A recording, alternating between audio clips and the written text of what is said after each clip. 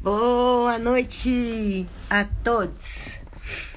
Eu tenho preguiça de falar todas, todos e todes, aí eu já falo todos de uma vez. Eu sou a Soninha Francine.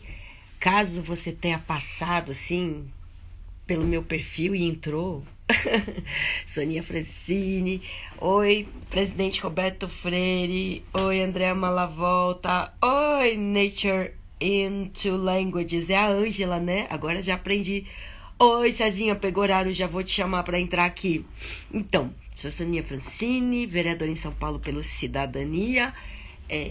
Quero ser vereadora por mais um mandato, coisa que não aconteceu no meu mandato anterior. Quando terminou meu primeiro mandato, eu falei, nunca mais eu quero ser vereadora, mas não queria sair da área pública. Então eu fui subprefeita da Lapa, eu fui superintendente da Sutaco, Superintendência do Trabalho Artesanal nas Comunidades. Eu fui coordenadora de políticas da diversidade sexual no estado de São Paulo. E eu fui secretária municipal de assistência e desenvolvimento social por 100 dias, mais ou menos. E aí voltei para a Câmara, que eu fui candidata em 2016. Quando o Dória me convidou para ser secretária, eu falei não. Ele falou sim, eu falei não, ele sim. Consultei meio mundo e acabei aceitando. E no fim, nosso relacionamento não deu muito certo. Tinha um Felipe Sabará entre nós.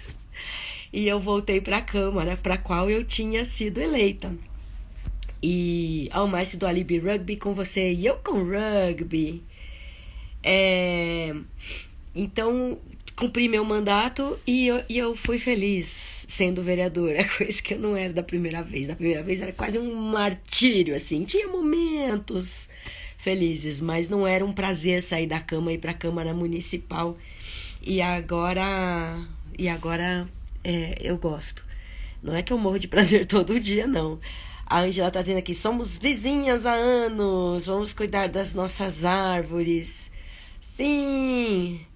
E agora deixa eu chamar o César Pegoraro, que é o nosso convidado de hoje. Cadê ele? Cezinha. César Pegoraro. Vou chamá-lo aqui. O César, ele é... Oi, eu ia começar a falar de você, mas eu falo pra você, então. Quer que eu saio, depois você fala de mim e depois Ouvindo eu mesmo, volto?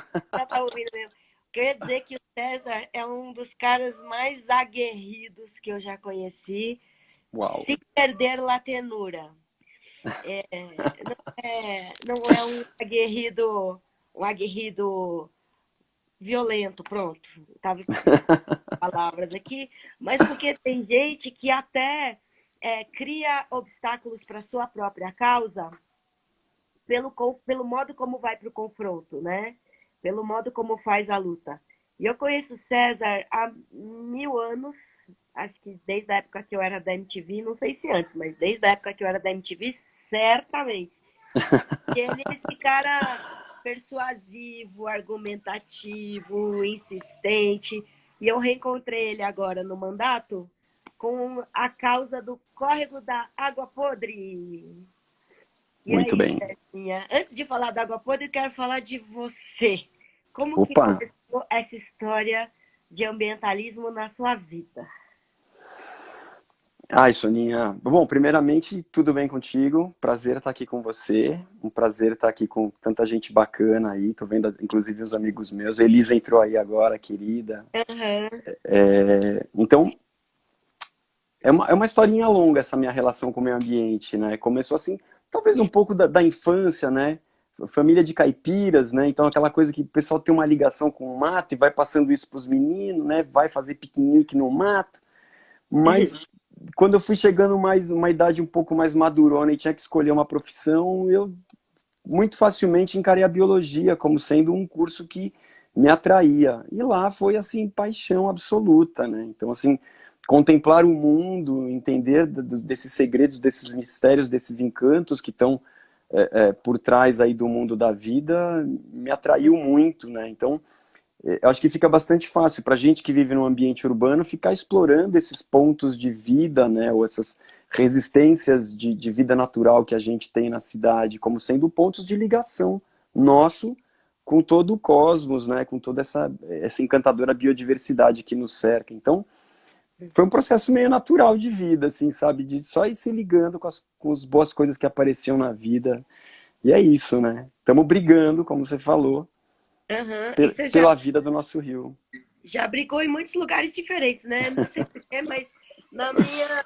Já brigamos a favor juntos. Não sei se a gente já brigou um contra o outro. Tudo é possível, mas acho que não. Não, Soninha, Acho que não. não.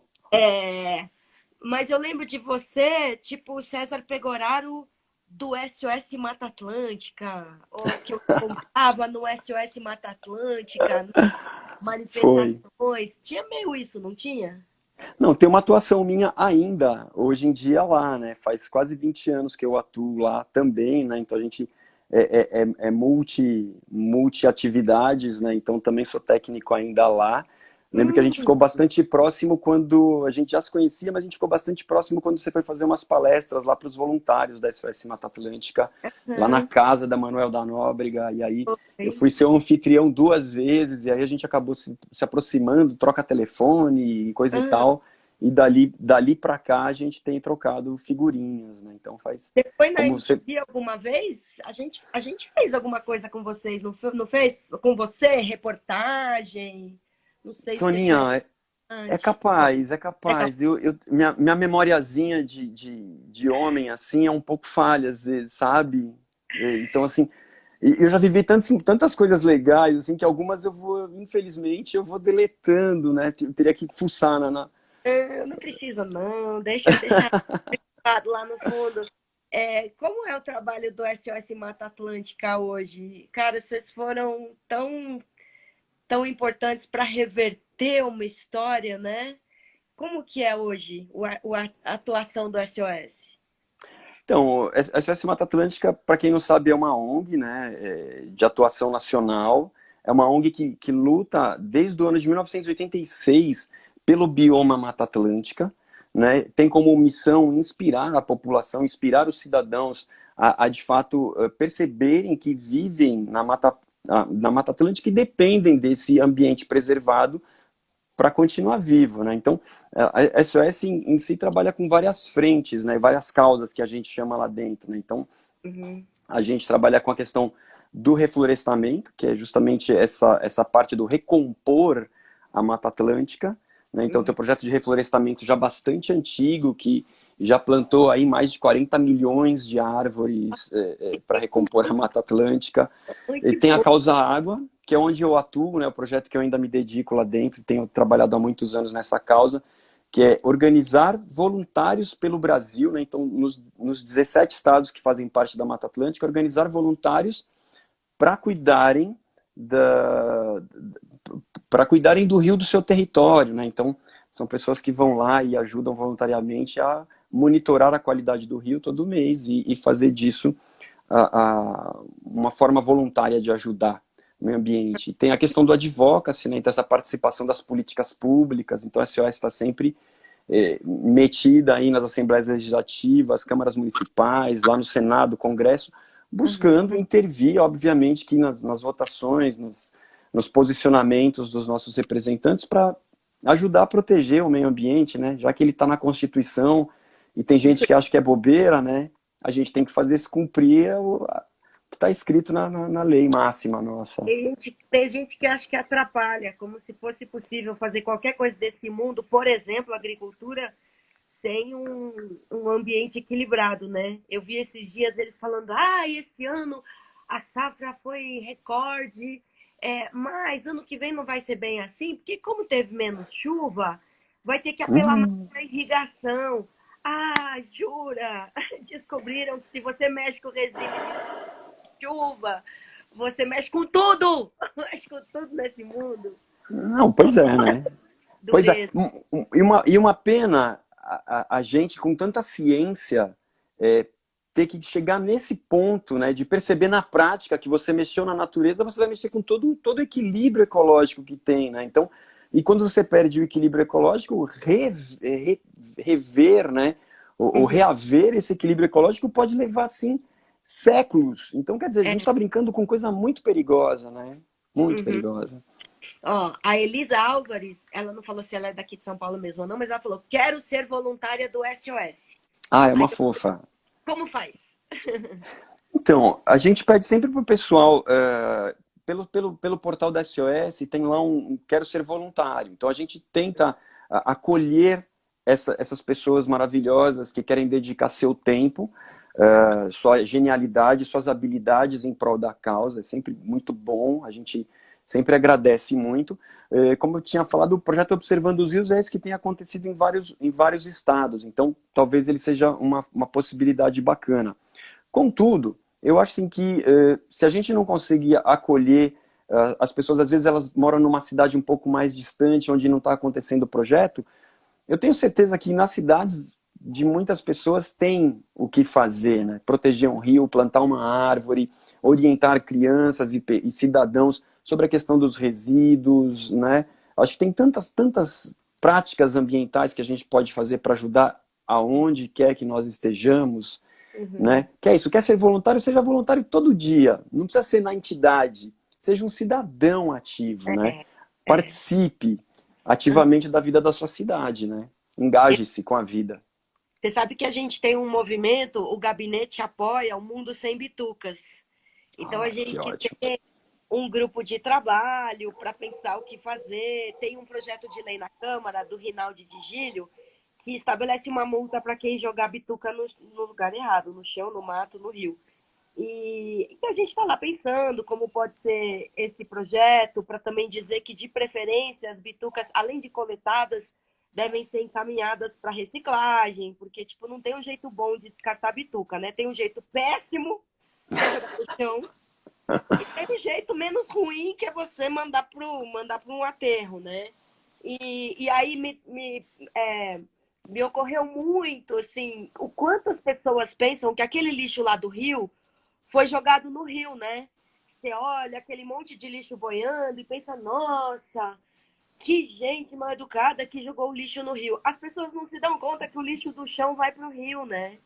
E quando ele entra ali na boca de lobo, a boca de lobo é uma porta de entrada para o sistema de águas pluviais, né? Que chega em algum rio. Então, milhões de bitucas. As pessoas não arremessaram da margem do rio, elas jogaram aqui na esquina, né? E aí choveu. E pro rio vai para onde? Pro mar. Você vê lixo na praia? Você vê lixo na praia e pensa, ai, que povo porco que vem aqui nessa praia. Não, meu, você é o lixo da rua, mas você, né, mais dia menos dia, chega no mar também. Pois Agora, é. já que estamos falando de águas, acho Oba, que você pode contar, a história do água podre. Aí oba, depois, pra gente oba. expandir para a cidade inteira, vai. Conta aí a história do água podre.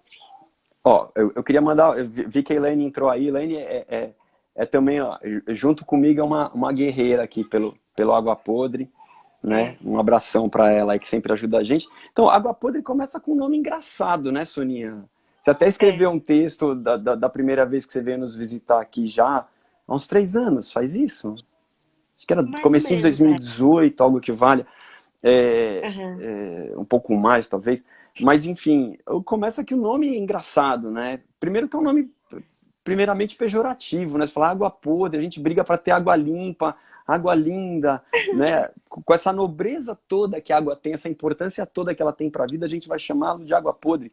Então, primeira coisa é esse fato engraçado do nome, né? Mas ele é um nome associado às as tropas que passavam aqui, né, os bandeirantes não, aos tropeiros, perdão, que passavam aqui pela região. Então a gente está aqui na região do Rio Pequeno, no Butantã, e a gente tem uma avenida Uhum. aqui perto chamada Avenida Engenheiro Heitor Antônio Eiras Garcia, no Mão.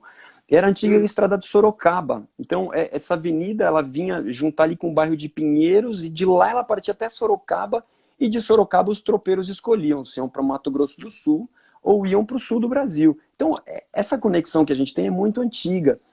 E a estrada que eles seguiam, que hoje é essa avenida, passa justamente no ponto da nascente desse nosso rio. E ela é uma água ferruginosa. Então ela é uma água que tem muito ferro na sua composição. Então o ferro oxida quando nasce, brota água, e aquela lagoazinha onde nasce o córrego fica com uma nata ferruginosa, né? Então fica uma borra em cima da água de ferrugem. E aí, historicamente, né, os mapas aí já traziam esse nome esquisito para esse rio, né, há mais de 100 anos, que ele já era chamado de água podre. Hoje em dia a gente está brigando pela despoluição do rio e quem sabe a gente mantém o nome histórico, mas não rebatiza o rio para dar um novo sentido, né? Aham. Mas é, Mas botar umas plaquinhas dizendo, né, aqui era o água podre e não era, não era por causa da sujeira. Ó, deixa eu ler umas mensagens aqui. A Adriana Nedelkoff pergunta se eu tô resfriada, sim, muito. A Lilian até falou que eu tô com a voz dos anos 90. Eita. O Levi Lopes. Boa noite, nobre César. Te conheci.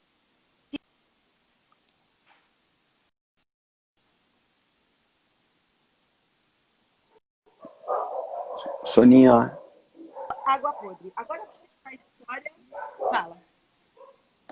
Parou? não, é que você Voltou. falou, deu uma travadinha aqui para mim, eu não entendi, não entendi você estava falando do Levi, me desculpe. Não sei se Não, você então, ele te congelou ou eu congelei.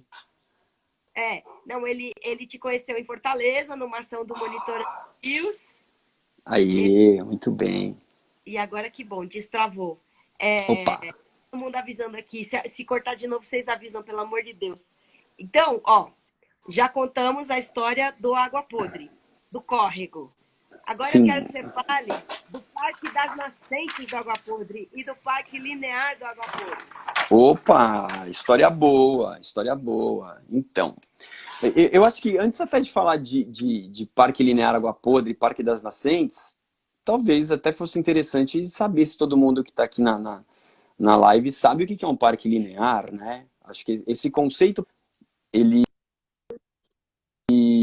talvez seja um conceito novo, linear, né? Então, parque linear tem uma coisa interessante que até eu tenho discutido com alguns amigos.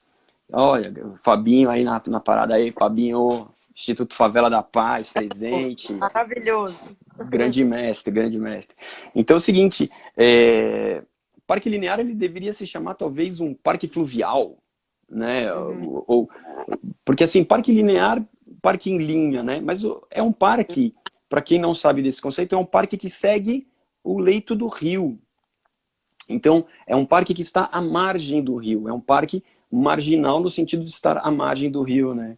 Então, em 2006, os queridos técnicos da prefeitura nos chamaram para uma reunião aqui e apresentaram um projeto de parque linear, que para a gente era uma novidade, parque linear, né? E aí a gente foi tentar entender um pouco mais do conceito e era justamente isso, né? Preservar as margens do rio, fazer ações de despoluição desse rio, de instalações de equipamentos de uso público, de convívio, promover ações de moradia, promover ações de drenagem onde necessário. Então, uma benfeitoria que atende a uma região e atende a muitas necessidades daquela região. E uma região muito especial, que é a região da bacia hidrográfica, né? Então não é uma região com uma divisão política, mas é um olhar para uma política que atende um limite natural, que é a bacia hidrográfica que forma aquele rio. Então, como você tinha falado das bitucas de cigarro, é um pouco isso, né? Se eu jogo a bituca lá em cima, em cima do morro, a primeira chuva ele vai descer para o fundo do vale onde passa o rio.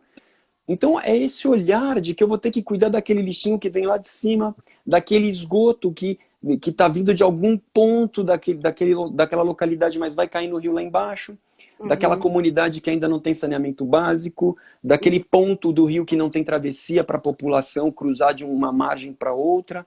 Então você vai olhar para vários aspectos legais. E a gente teve a felicidade de encontrar técnicos e um projeto bastante participativo, em que nós, enquanto sociedade civil, podemos participar e contribuir loucamente, assim, então trazendo elementos para essa visão técnica, né? Os técnicos não moram aqui no território, então eles acolheram muitas das questões que nós trouxemos. Então a gente tinha uma comunidade, Maria Lúcia, muito aqui perto, que estava na margem do rio.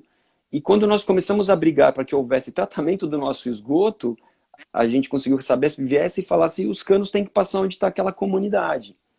E aí, obviamente, que para atender aquela comunidade, nós fomos falar com a Secretaria de Habitação, que entrou no projeto. Então, foi um projeto que foi crescendo com muitas soluções integradas. E acho que talvez isso tenha sido o mais legal.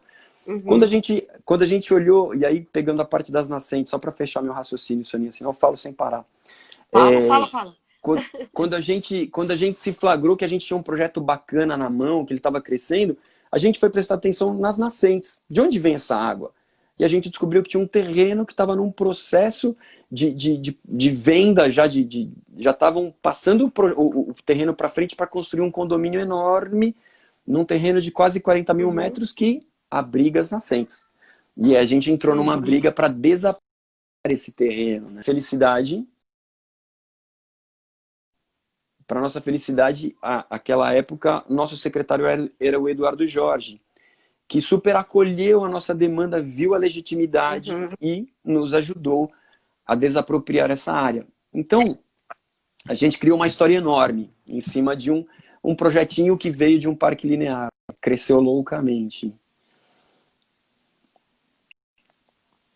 É isso, né? Enfim, esse é o parque linear. Tá isso é um parque muito, linear, né? Resolvi mudar Essa de é uma, lugar. inclusive, assim, provocando que essa é uma política pública super interessante, né? De primeiro, trabalhar com muitos setores da administração pública, né? Então, várias secretarias que muitas vezes não estão acostumadas a trabalhar juntas, elas aqui são obrigadas a trabalhar juntas e corroborar por esse processo. Então, isso é muito legal. Segunda coisa é esse olhar de várias soluções, né? Não é que vem um aqui, traz o esgoto, vem outro ali, planta a árvore, vai o outro ali e bota um parquinho. Não, é um conjunto de ações que chega para uma comunidade.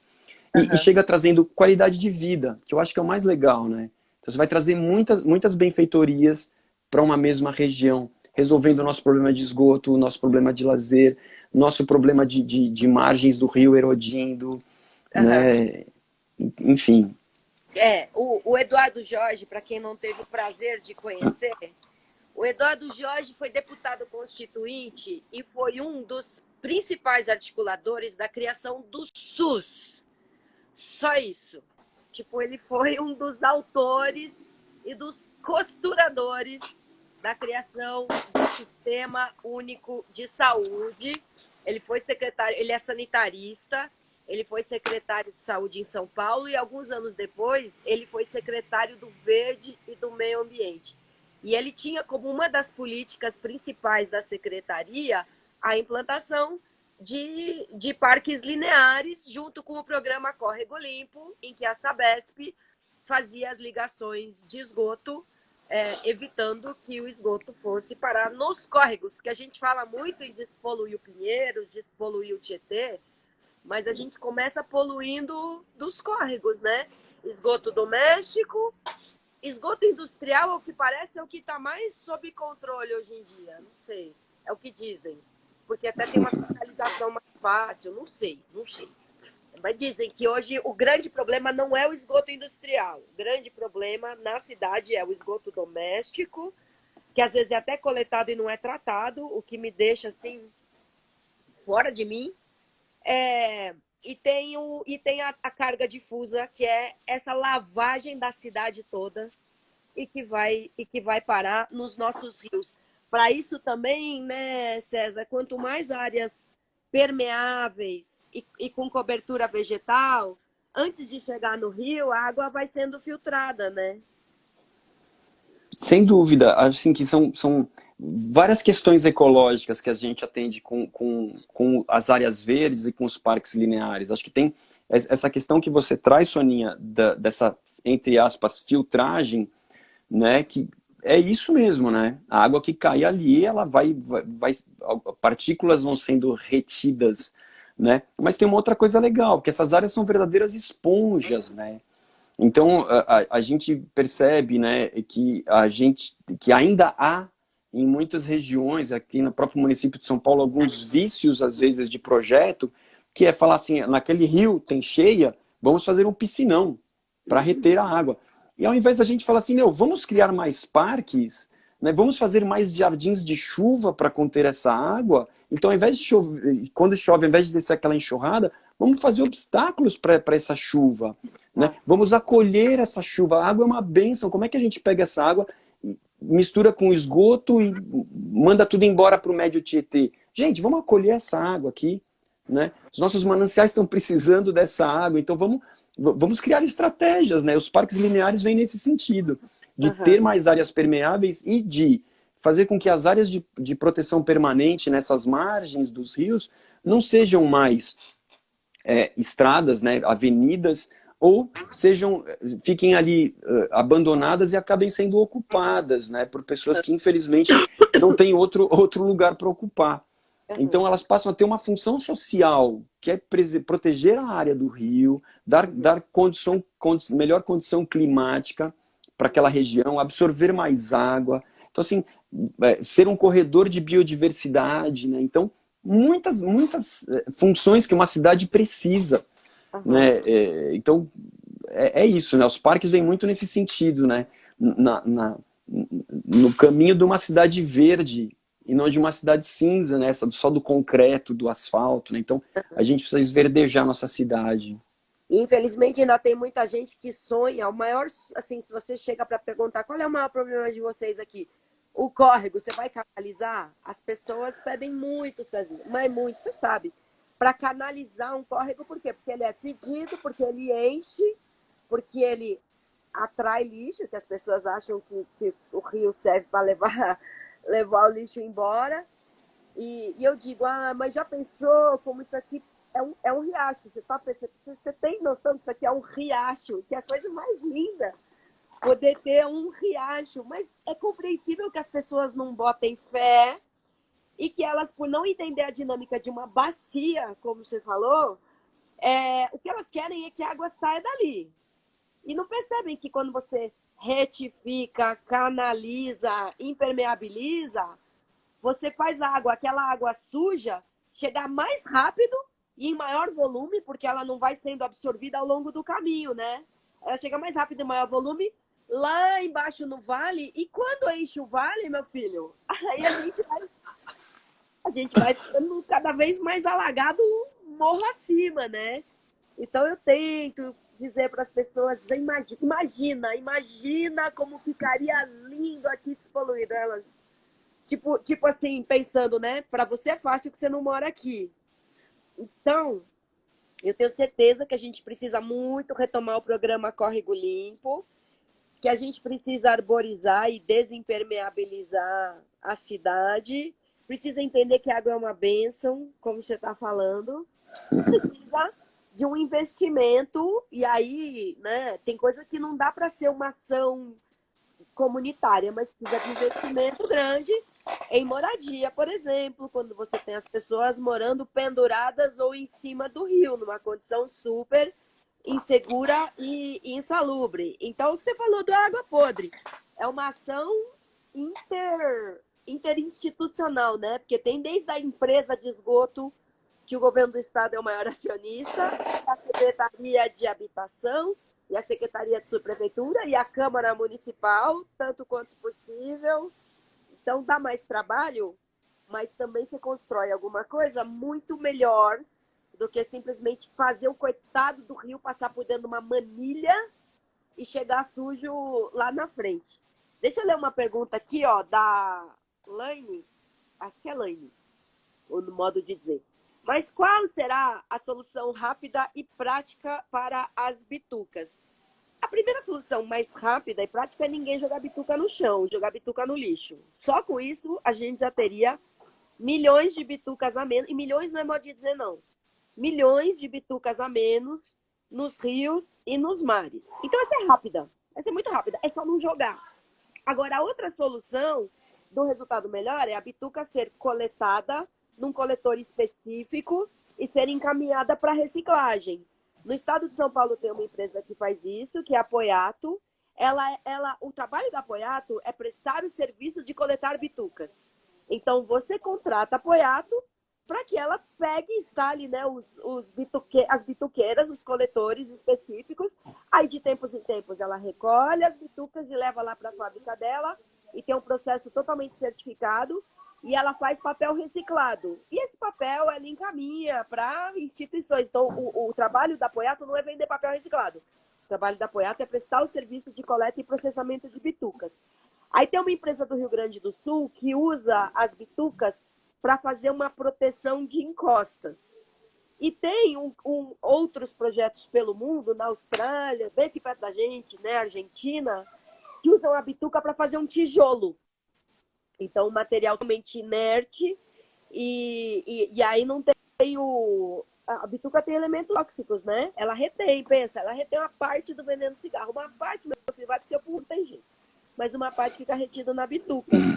Então, ela é um resíduo que tem que ser tratado de uma maneira especial, e aí tem esse método também de usar para fazer tijolo, que eu também acho muito legal. Então, rápido e prático, não jogar bituca no chão. Mas é interessante fazer a reciclagem da bituca. Outra mensagem aqui. O Fernando Salve também está perguntando. Tá gripada? Tô, sim. Parque da Vila Ema já! Parque da Vila Ema. Fernando Salve, cisternas. Parques já, mais verba para o verde. Aliás, tem a carta compromisso da Frente Permanente de Parques e Áreas Verdes, que pede... Fórum Verde Permanente. Fórum Permanente, que pede, entre outras coisas, no mínimo 1% para a Secretaria de Meio Ambiente, e é pouco ainda, e sem esquecer que tem que ter recurso na função meio ambiente, na Secretaria de Habitação, na Secretaria das Subprefeituras, na Secretaria de Infraestrutura Urbana, né? Os recursos lá do Fundurb também têm que ser usados para obra de caráter ambiental, como essas de desimpermeabilização, cobertura vegetal. Essa semana, Cezinha, eu falei com o Nick Sabei, do Novas Árvores por Aí, sabe? Sim. E ele fez no Instagram dele, no Instagram do Novas Árvores, tem um destaque lá de uma área da Brasilândia que era um cimentão ou asfaltão e que foi desimpermeabilizado em grande medida, com plantio de árvores, com um espaço né, embaixo do solo para reservação da água, porque não é só permeabilidade, tem que reter um pouquinho ali, né? Então, ao invés de você fazer um piscinão, você faz ali, né? Com o plantio da árvore, com a terra e um espaço um pouco embaixo de reservação, você também ajuda a controlar as cheias, embora assim, encher é natural, né, gente? Tem época que chove mais, as coisas enchem.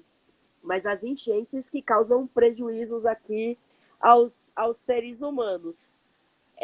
O Fernando Salve está dizendo que dá para entender um pouco as pessoas, exatamente. Ele deve estar falando das pessoas quererem que canalize o córrego. Claro que eu entendo.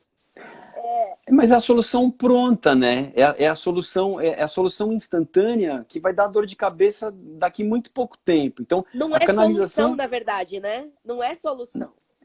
É um paliativo que só vai dar dor de cabeça pra gente, né? Porque tem a manutenção desse trem que é cara pra caramba, né? Você tá dando casa própria para ratos e baratas que vão ficar morando na sujeira que tá naquele córrego canalizado. O mau cheiro vai continuar subindo pelos bueiros, pelas bocas de lobo, né? Se ele entupir, vai ser um problema. Então, quer dizer, não é a solução efetiva. Você perdeu um rio da cidade, você perdeu água na cidade, você perdeu convívio, você perdeu poesia da cidade quando você perdeu um rio, né? Então, não podemos canalizar, não existe isso, né, gente? Isso é coisa do passado. Embora o coitado do Água Podre ainda esteja no aguardo das próximas etapas, né? De cuidar das margens, etc. Mas é tão agradável ali do lado. É tão gostoso andar nas margens ali do Água Podre, mesmo antes dele receber o tratamento completo. Marcelo Del Bosco, subprefeito da Casa Verde, entrou aqui.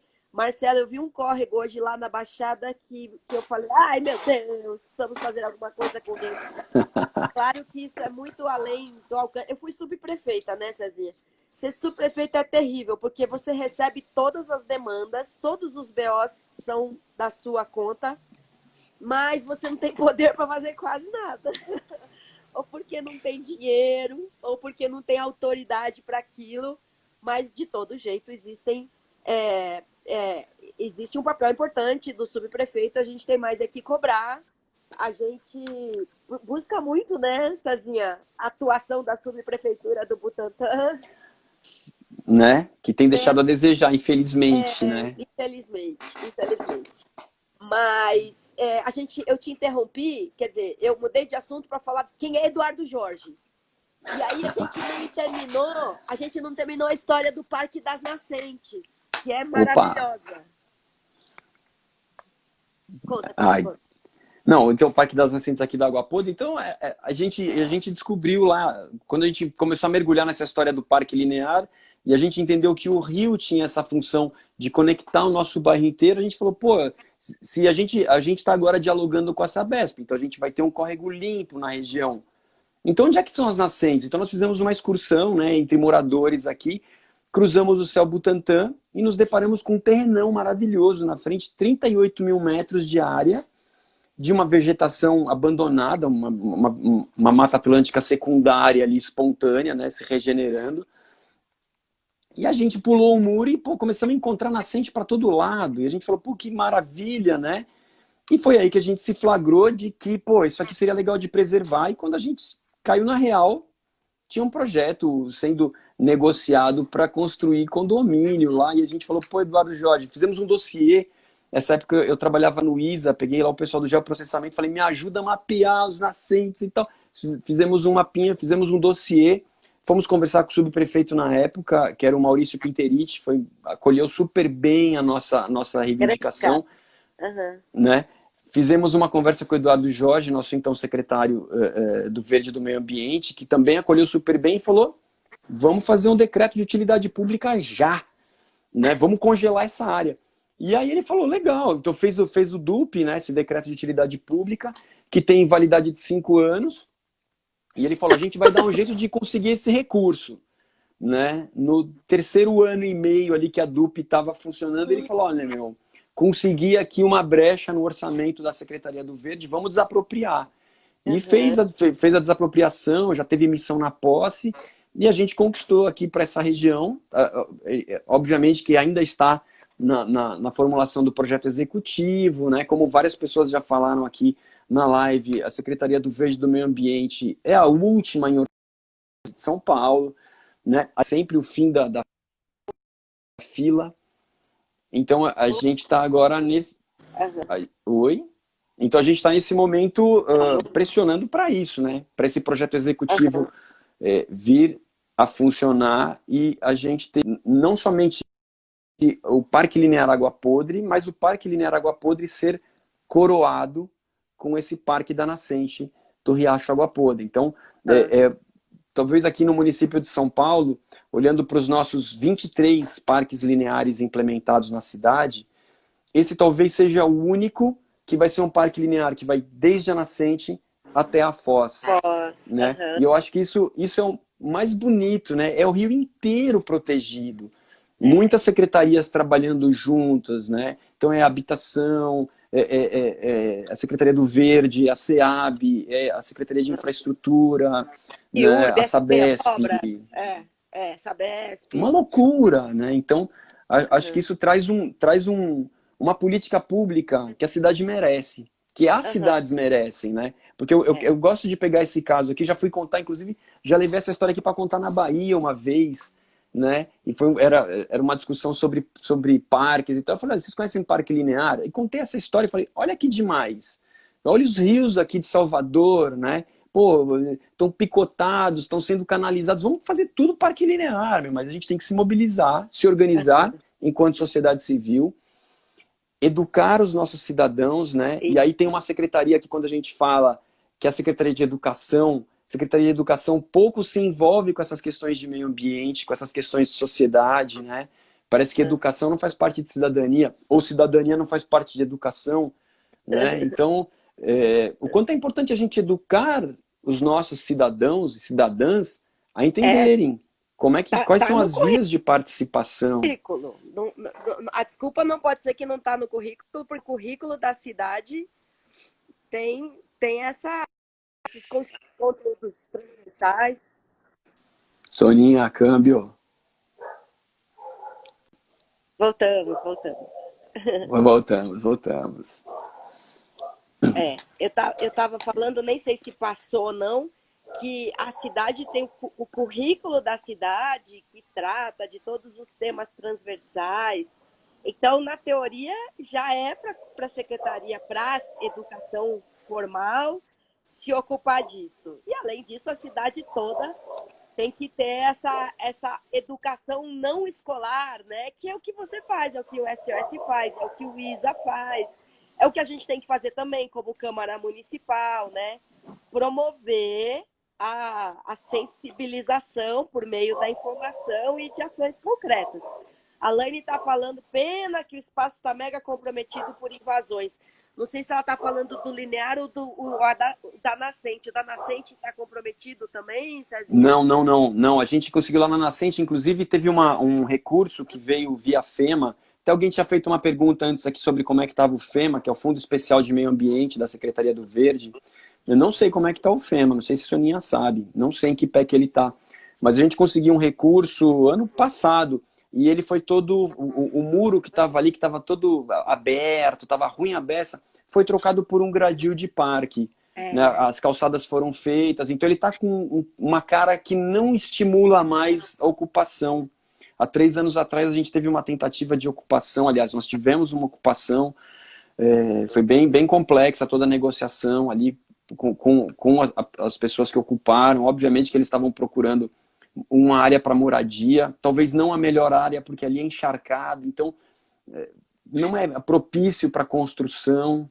Claro. Né? Mas acabaram saindo sem confusão, porque entenderam a vocação daquele terreno. Não é para moradia aquele terreno, né? Ele é um terreno de fato encharcado, ele é ruim a beça, até para fazer um parque, né? De tanta nascente que ele tem. Então, é isso, né? Então, a gente, o que a Laine está falando é lá no Maria Lúcia, que você foi com a gente, quando o João Farias era nosso secretário de habitação. Elaine. Aquela. Guerreira. Então, e a galera tá reformando lá, né? Tá ampliando, então tem essa coisa complicada, porque a gente tem um histórico de denúncias, né, à prefeitura regional dessa ocupação que tem rolado lá há 2 anos e meio. Então é isso, né? A habitação não é feita, o parque linear não é implementado, porque tem toda uma logística de prioridades e de recurso pouco. E tem uma necessidade de morar. E a galera fala, opa, já que tá sobrando, deixa eu fazer um puxadinho, deixa eu ocupar um pouco mais, ampliar minha casa. Então a gente tem tentado evitar, mas a gente não tem a força do poder, né? Não, claro que não. E olha, que lindo que foi. Eu lembro a primeira vez que eu fui, que você me estendeu o mapa assim ali na frente do céu e contou a história toda, que uma das reivindicações era trocar o muro por gradil, né? Que também era uma coisa que o Eduardo Jorge valorizava muito. Ele derrubou vários muros para dar essa visibilidade da área verde, né? E, ai, que bom que isso aconteceu, né? O gradil, a calçada, porque para que a gente continue animado também, né? A gente para continuar na luta tem que ter uns ânimos, umas vitórias assim animadoras. E na habitação a gente tá brigando também, o Cezinha, a Elaine estão sempre lá pressionando. Cadê o recurso? Cadê o empréstimo? Cadê a transferência? E as coisas às vezes dependem, não devia ser assim, mas é fato que é assim, as coisas dependem de alguém cobrando, dependem de pressão para andar. Falo de novo como subprefeita, não basta você dar um despacho ali dizendo façam. Você tem que perseguir o negócio para que ele não fique parado em alguma mesa, em algum computador, e para que realmente avance. Sobre o Parque das Nascentes e a tal da educação que alguém perguntou, não sei nem se foi a Laine, se foi a Fernanda, mas como que a gente faz educação? Eu lembro que quando teve esse episódio dessa invasão, né, para a construção relâmpago não era nem moradia, né? Mas era uma ocupação primeiro. e que rapidamente a Guarda Civil Ambiental foi acionada e foi desmobilizado ali bem no começo. Que aí um repórter da Globo foi lá fazer a matéria e ele falou assim, aqui não pode ter moradia porque é uma área de preservação, é uma área de nascente. Aí eles estão falando que isso aqui é uma nascente.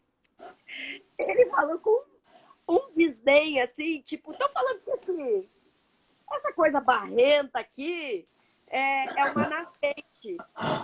Meio que duvidando, entendeu? Acho que ele pensou que a nascente era uma bica saindo assim na forma de uma cachoeira. É bom a gente explicar né? Alguma coisa assim. É bom a gente contar para as pessoas que as nascentes muitas vezes são um olho d'água, né? Não, é um olhinho d'água. Então, tantas vezes a gente está andando pela rua e aí, assim, quem ainda não conhece, eu convido a galera a conhecer a iniciativa Rios e Ruas. Sabia que você ia falar isso. É demais. Eu amo aqueles dois, são meus amigos de muito tempo.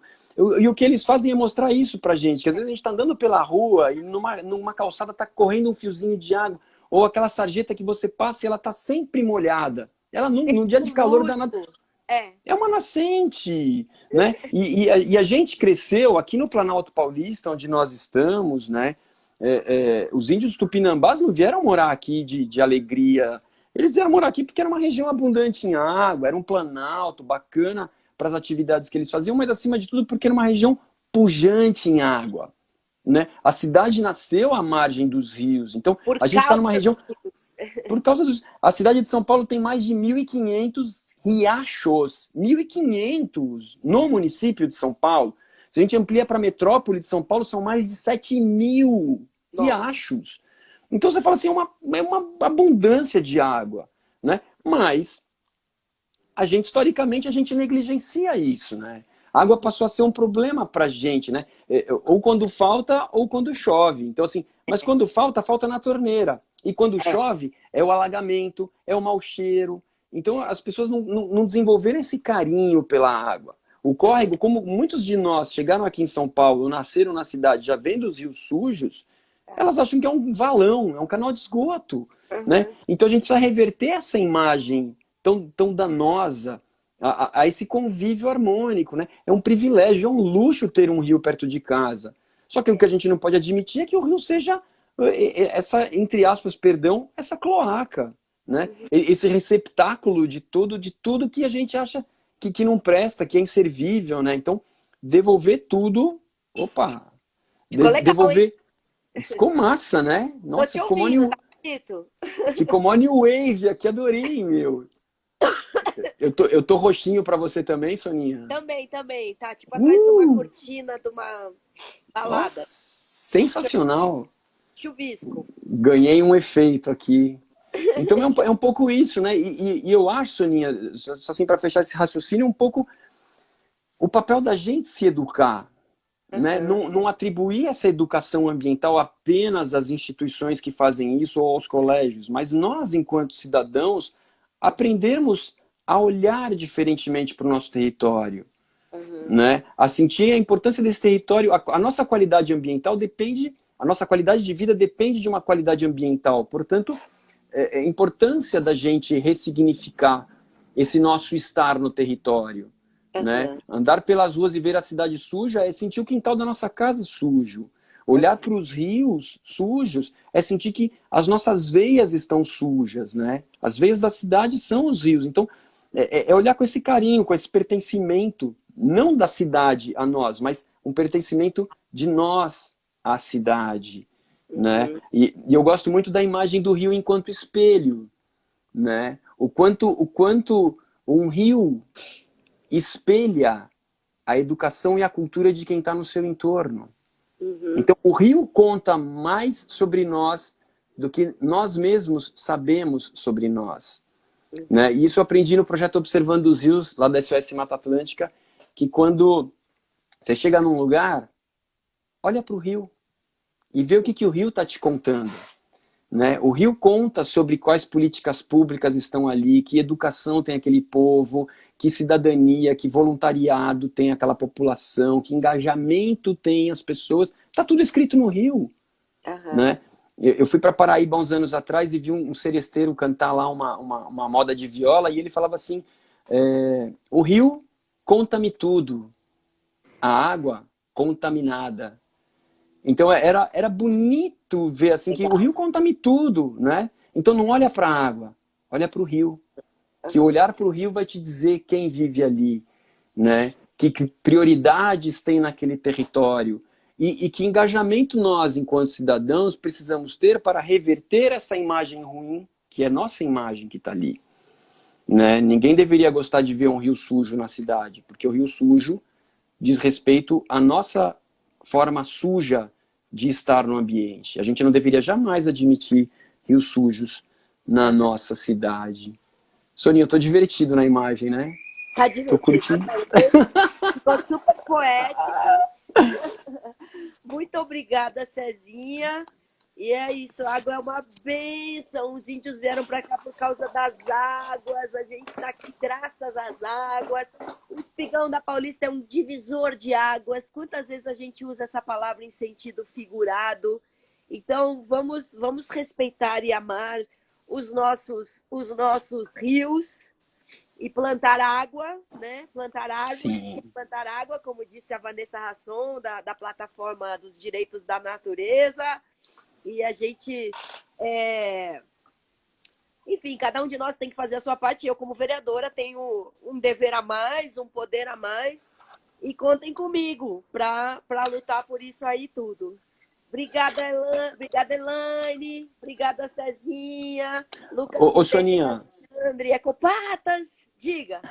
Não, em um segundo só, aproveitar que a gente está Pode falar. conversando assim, eu acho que deixar registrado aqui a nossa gratidão enquanto moradores aqui do Rio Pequeno pela força que você tem dado, em especial pelo Riacho, pelo Parque Linear Água Podre, né? Que assim, você tem esse papel, essa responsabilidade a mais, como você falou, de estar na vereança, e isso é uma atribuição, acho que bastante nobre para uma cidadã, né? E a gente vê assim o quanto seu papel tem sido bastante importante para o andamento desse projeto. Que nós, enquanto cidadãos, é isso, somos barulhentos, somos briguentos e somos relativamente bem organizados.